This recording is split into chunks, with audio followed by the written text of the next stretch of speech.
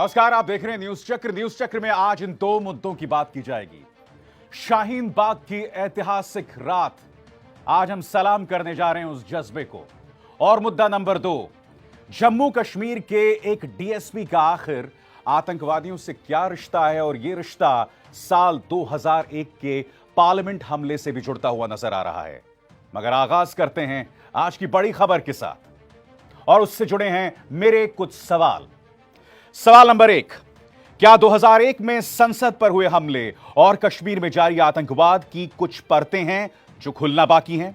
क्या देश की जनता को हकीकत से दूर रखा जा रहा है? क्या एक पुलिस ऑफिसर जिसकी पोस्टिंग श्रीनगर एयरपोर्ट जैसे सेंसिटिव जगह पर हो, उसके ताल्लुक आतंकवादियों से हो सकते हैं?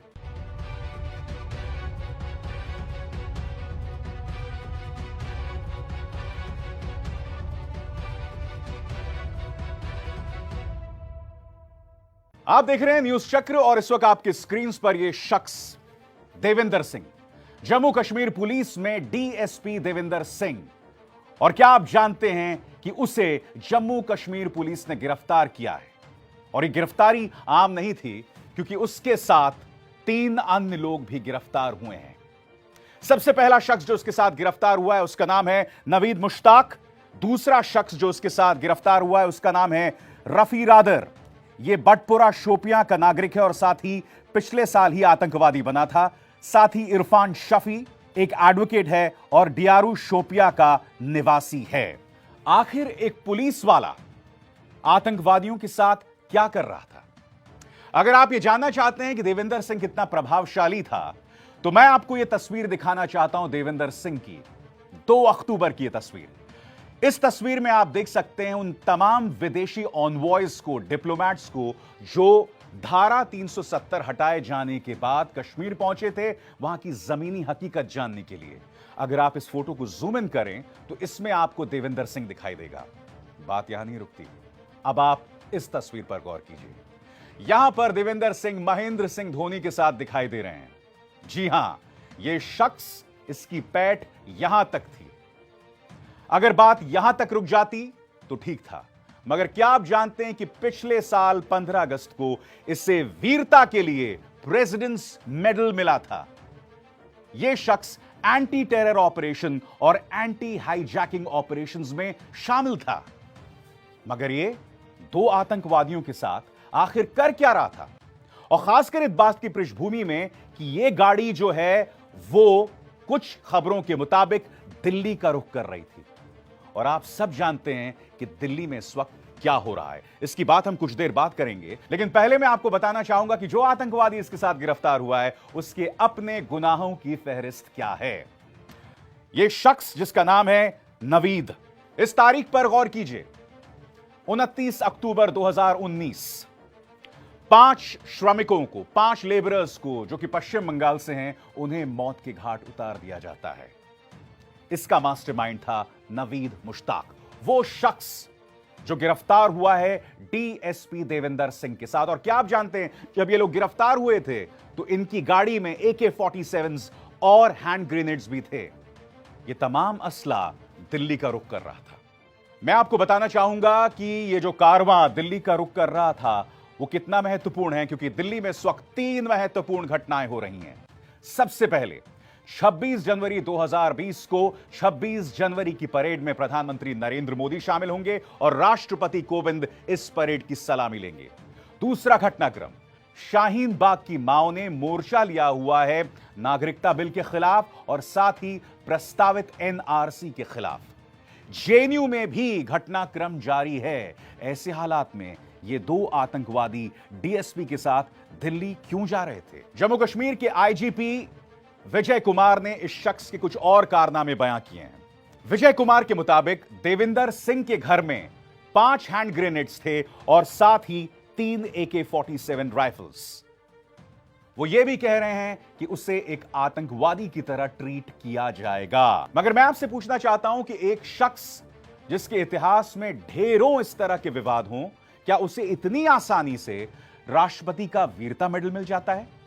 यह ना भूलें कि इसकी पोस्टिंग श्रीनगर एयरपोर्ट में थी। ऐसा पुलिस ऑफिसर इंटेलिजेंस ब्यूरो को रिपोर्ट करता है होम मिनिस्ट्री को रिपोर्ट करता है, पुलिस को रिपोर्ट करता है। लिहाजा इसकी जो पोस्टिंग है वो बहुत ही संवेदनशील है। ये इन दो आतंकवादियों के साथ क्या कर रहा था। हमने बात की इतिहास की, तो आपको इस तारीख पर गौर करना पड़ेगा। 13 दिसंबर 2001। ये तस्वीरें याद हैं आपको? संसद भवन पर हमला हुआ था और इसमें अफजल गुरु को फांसी की सजा दे दी गई थी। अफजल गुरु का जो वकील था सुशील कुमार, उन्होंने एक चिट्ठी जारी की थी जो इस वक्त आपके स्क्रीन पर था, और इस चिट्ठी में उन्होंने कुछ अहम बातें कही थी। उन्होंने कहा था कि देविंदर सिंह से उनकी मुलाकात साल 2000 में होती है। तब देविंदर सिंह और उनके साथी शांति सिंह ने हमहमा एसटीएफ कैंप में उसे टॉर्चर किया था। इस खत में वो क्या लिखते हैं मैं आपको बताता हूं।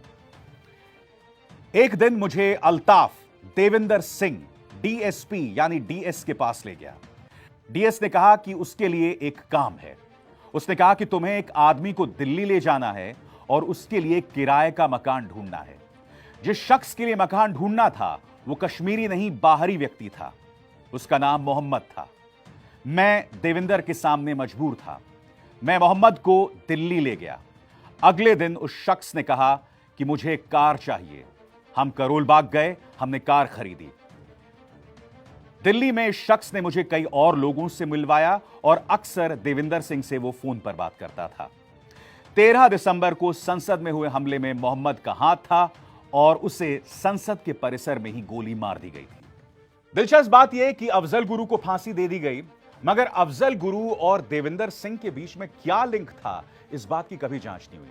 देखिए दोस्तों, एक बात मैं स्पष्ट कर दूं, अफजल गुरु एक आतंकवादी था, उसके साथ कोई हमदर्दी नहीं है मेरी।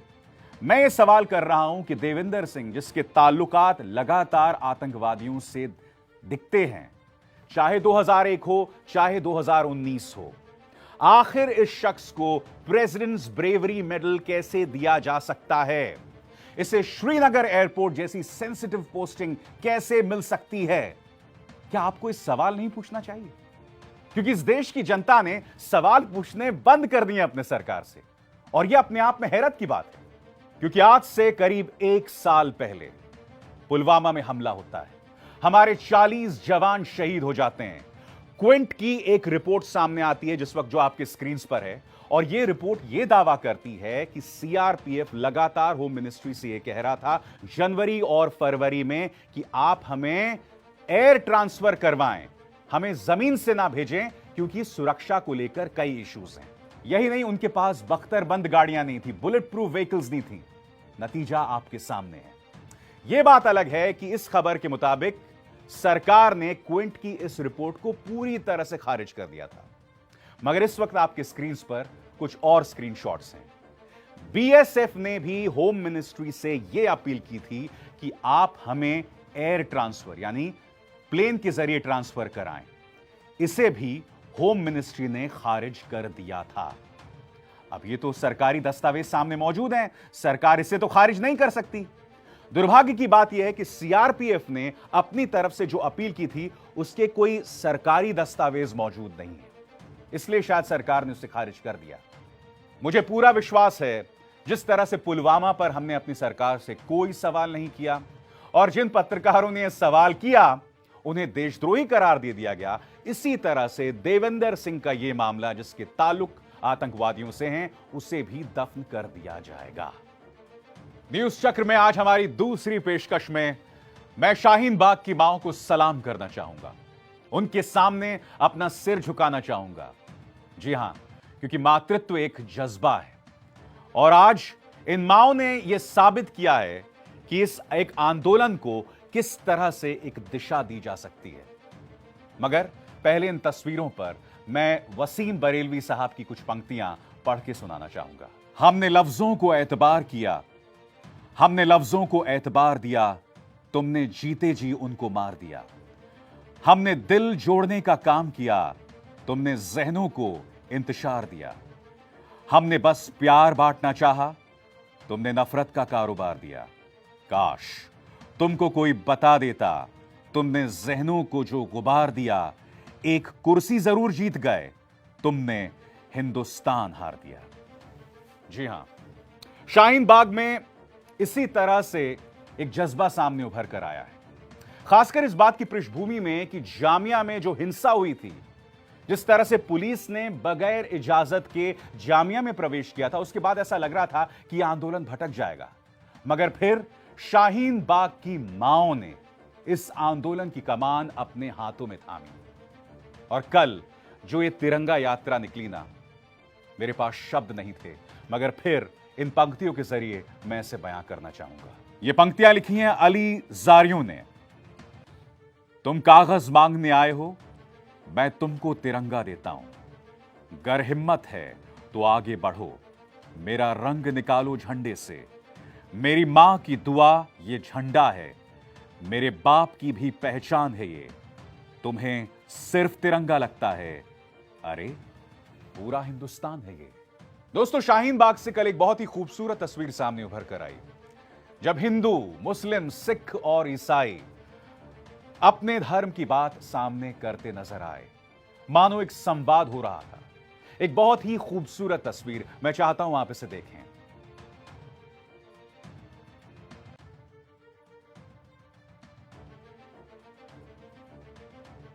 जो सरकार हमें धर्म के आधार पर बांटने का प्रयास कर रही हो, जाहिर सी बात है वो इस तस्वीर से डरेगी।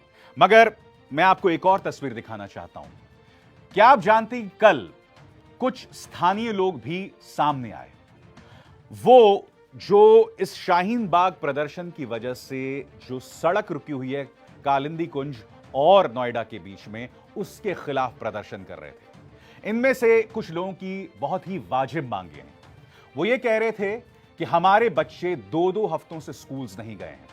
मगर एक बात मुझे समझ नहीं आई, इस आयोजन में कुछ लोग अरविंद केजरीवाल और अमातुल्ला खान मुर्दाबाद के नारे लगा रहे थे। वो दिल्ली पुलिस की भी हौसला अफजाई कर रहे थे। मैं ये समझ नहीं पा रहा हूं कि अगर दर्द आपके बच्चे का है तो इस तरह के राजनीतिक नारों की क्या जरूरत है? क्या जरूरत है कि इसमें इस तरह की राजनीति का प्रवेश हो? और दोस्तों, जाते जाते मैं आपको ये वीडियो दिखाना चाहता हूं। कल दिल्ली में विश्व पुस्तक मेला खत्म हुआ और आप जानते हैं कुछ छात्र जो कि अक्सर स्ट्रीट प्लेस करते हैं, वहां एक आयोजन कर रहे थे। वो कुछ कौमी नारे, कुछ देशभक्ति के गीत गा रहे थे, जिसमें मेरा रंग दे बसंती चोला जैसे गीत शामिल थे। अचानक एक तरफ से मोदी समर्थक आते हैं और वंदे मातरम के नारे लगाते हैं।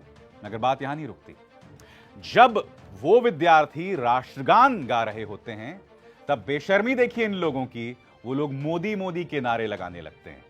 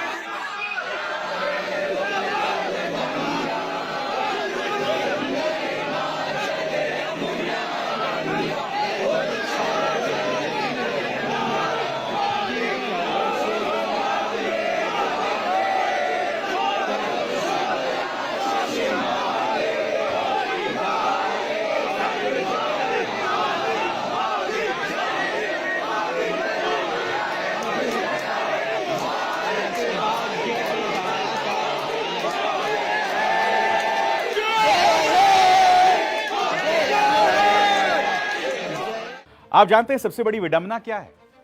ये वही लोग हैं जो हमारी राष्ट्रभक्ति पर सवाल उठाते हैं। ये वही लोग हैं जो सिनेमा हॉल्स के अंदर अगर कोई राष्ट्रगान के दौरान खड़ा ना हो, उसकी पिटाई करते हैं। और अब आप देखिए, एक शख्स के सामने, एक शख्स की महिमा के सामने, एक शख्स की भक्ति के सामने राष्ट्रगान इनके लिए क्या मायने रखता है। तुम्हें शर्म आनी चाहिए। न्यूज चक्र में बस इतना ही। मेरी आप सबसे अपील कि इसे लाइक करें, शेयर करें, न्यूज क्लिक के हमारे चैनल को सब्सक्राइब करें, मगर सबसे अहम बात, वो जो बेल आइकन आप देख रहे हैं ना, उसे जरूर दबाइएगा, क्योंकि जैसे ही मेरा कोई वीडियो सामने आएगा वो सीधे आपके फोन तक पहुंच जाएगा। अभिसार शर्मा को दीजिए इजाजत। नमस्कार।